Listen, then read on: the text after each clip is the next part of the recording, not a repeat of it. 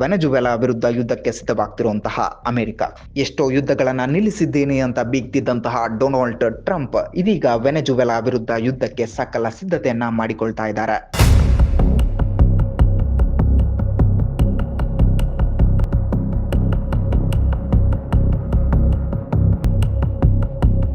Caribbean ಸಮುದ್ರದಲ್ಲಿ ಯುದ್ಧಕ್ಕೆ ಸಿದ್ಧವಾಗ್ತಿರುವಂತಹ ದೃಶ್ಯಗಳು ಕಂಡು ಬರ್ತಾ ಇದೆ. 7 ಯುದ್ಧ ನೌಕೆಗಳು, ಜಲಾಂತರ್ಗಾಮಿಗಳು ಹಾಗೂ ಆಧುನಿಕ ಫೈಟರ್ ಜೆಟ್ಗಳನ್ನ ಅಮೆರಿಕ ಸಿದ್ಧಪಡಿಸಿಕೊಳ್ತಾ ಇದೆ. ಇನ್ನು ದಕ್ಷಿಣ ಅಮೆರಿಕದಲ್ಲಿರುವಂತಹ ವೆನೆಜುವೆಲಾ ಹೆಚ್ಚಿನ ಪ್ರಮಾಣದಲ್ಲಿ ಸೈನಿಕರನ್ನ ತನ್ನ ಸೇನೆಯಲ್ಲಿ ಸೇರಿಸಿಕೊಳ್ತಾ ಇದೆ. ಯಾವ ಕ್ಷಣದಲ್ಲಿ ಬೇಕಾದರೂ ಯುದ್ಧ ಪ್ರಾರಂಭವಾಗುವಂತಹ ಪರಿಸ್ಥಿತಿ ಅಲ್ಲಿನದ್ದಾಗಿದೆ. ಅಮೆರಿಕದ ರಕ್ಷಣಾ ಇಲಾಖೆಯನ್ನ ಯುದ್ಧ ಇಲಾಖೆ ಎಂಬುದಾಗಿ ಮರುನಾಮಕರಣವನ್ನ ಮಾಡಿಕೊಂಡು ಈಗ ವೆನೆಜುವೆಲಾ ವಿರುದ್ಧ ಯುದ್ಧಕ್ಕೆ ಸಿದ್ಧವಾಗ್ತಿರೋದಾದ್ರೂ ಯಾಕೆ? ಇದರ ಹಿಂದೆ ಇರುವಂತಹ ಕಾರಣ ಆದ್ರೂ ಏನು? ವೆನೆಜುವೆಲಾ ಕಚ್ಚಾ ತೈಲವನ್ನ ತನ್ನ ಮಡಿಲಲ್ಲಿ ಅತ್ಯಂತ ಹೆಚ್ಚಿನ ಪ್ರಮಾಣದಲ್ಲಿ ಹೊಂದಿದೆ.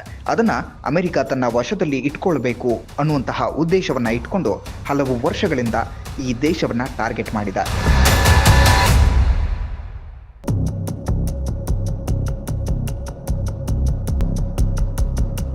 ಅಷ್ಟೇ ಅಲ್ಲದೆ ಟ್ರಂಪ್ ತನ್ನ ಮೊದಲಿನ ಅವಧಿಯಲ್ಲಿಯೂ ಸಹ ವೆನೆಜುವೆಲಾನ್ನ ಟಾರ್ಗೆಟ್ ಮಾಡಿದ್ದ. ಈ ಬಾರಿ ಒಂದು ಹೊಸ ಕಾರಣವನ್ನ ಇಟ್ಕೊಂಡು ಟ್ರಂಪ್ ಯುದ್ಧಕ್ಕೆ ಸಿದ್ಧರಾಗ್ತಾ ಇದ್ದಾರೆ.